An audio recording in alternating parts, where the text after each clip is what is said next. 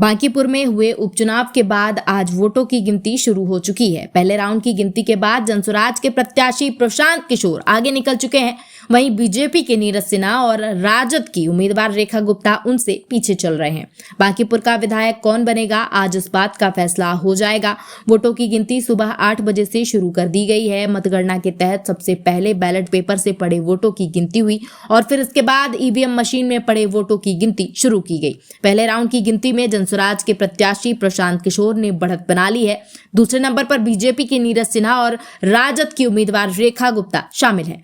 अब ईवीएम से वोटों की गिनती की जा रही है। मतगणना के लिए पटना के AAN कॉलेज स्थित मतगणना केंद्र पर कड़ी सुरक्षा के इंतजाम कर दिए गए हैं। मतगणना के नतीजे से 25 उम्मीदवारों के भाग्य का फैसला होगा। मुख्य मुकाबला भाजपा के नीरज सिन्हा, जनसुराज के प्रशांत किशोर और राजद की रेखा गुप्ता के बीच देखा जा रहा है। मतगणना के लिए त्रिस्तरीय सुरक्षा व्यवस्था कर दी गई है। इसके लिए केंद्रीय सुरक्षा बल, STF और जिला पुलिस को भी लगाया गया है। सहायक निर्वाचन पदाधिकारी राघवेंद्र प्रताप सिंह ने बताया कि ईवीएम जमा होने के दिन से ही सुरक्षा की व्यवस्था कड़ी कर दी गई है। 24 घंटे CCTV कैमरे से भी निगरानी की जा रही है। मतगणना के लिए 16 टेबल लगाए गए हैं। प्रत्येक टेबल पर 3 मतगणना कर्मी बैठेंगे। कुल 31 राउंड में गिनती पूरी होगी। उपचुनाव के लिए गुरुवार 30 जुलाई को 34.31% मतदान हुआ था।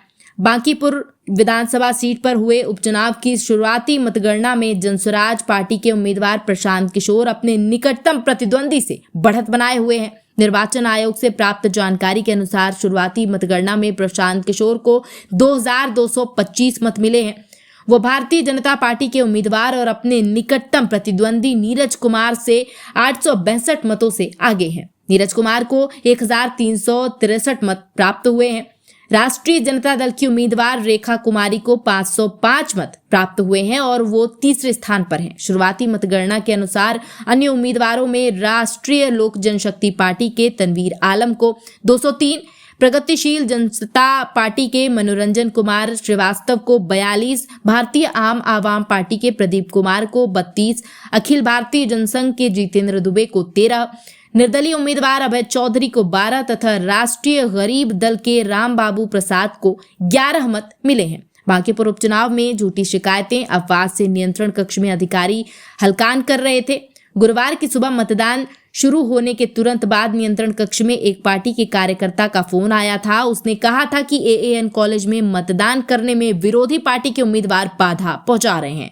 बूथ संख्या 167 से जांच पर यह शिकायत झूठी निकली थी। बूथ 181, 182 में मारपीट और हंगामे की शिकायत भी मिली थी। एक व्यक्ति बार बार वोट देने से रोकने का आरोप लगा रहा था। बार बार हंगामे के बाद नियंत्रण कक्ष से दोनों पक्षों से हंगामा करने वाले लोगों को शाम तक थाने में बिठाने को कहा गया था। ईवीएम खराब होने की शिकायतें भी खूब मिली थी, जो जल्द ही दूर कर ली गई थी।